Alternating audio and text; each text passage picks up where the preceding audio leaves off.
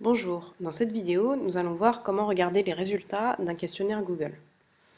Donc, dans son Google Drive, on a symbolisé par cette icône le questionnaire qu'on a créé.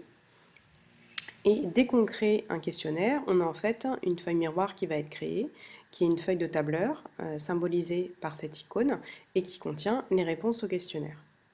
Si on clique sur les réponses au questionnaire, on peut donc faire défiler les réponses qui sont automatiquement triés par la date de réponse.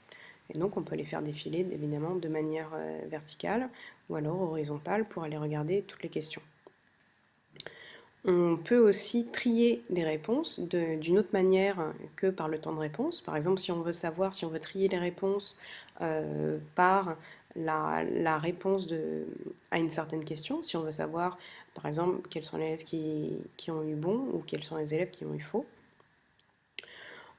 on peut sélectionner une colonne, par exemple celle-là, où je vois qu'il y a des réponses différentes. On va dans Données et on peut trier la feuille à partir de la colonne F, alors de manière ascendante ou descendante par ordre alphabétique. Il faut juste faire bien attention à trier la feuille et pas trier la plage. C'est parce que si vous triez la plage, on va uniquement avoir cette colonne-là qui va être modifiée et donc les résultats ne vont plus correspondre entre les utilisateurs et leurs réponses. Donc ici, par exemple, je trie ma feuille. Voilà. On peut aussi, vous voyez, par exemple, moi ici, j'ai pas mal de réponses. J'ai notamment des réponses qui sont chiffrées. On peut aussi demander d'afficher les, les réponses sous forme statistique. Et donc, pour ça, on va dans le menu formulaire et on demande afficher le résumé des réponses.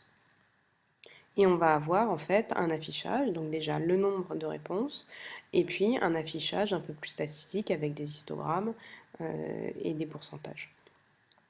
Cette interface n'est pas très modifiable, donc c'est Google qui décide si il vaut mieux prendre des histogrammes ou des camemberts, mais dans tous les cas, ça permet vraiment d'avoir une idée assez rapide des réponses aux questions en général.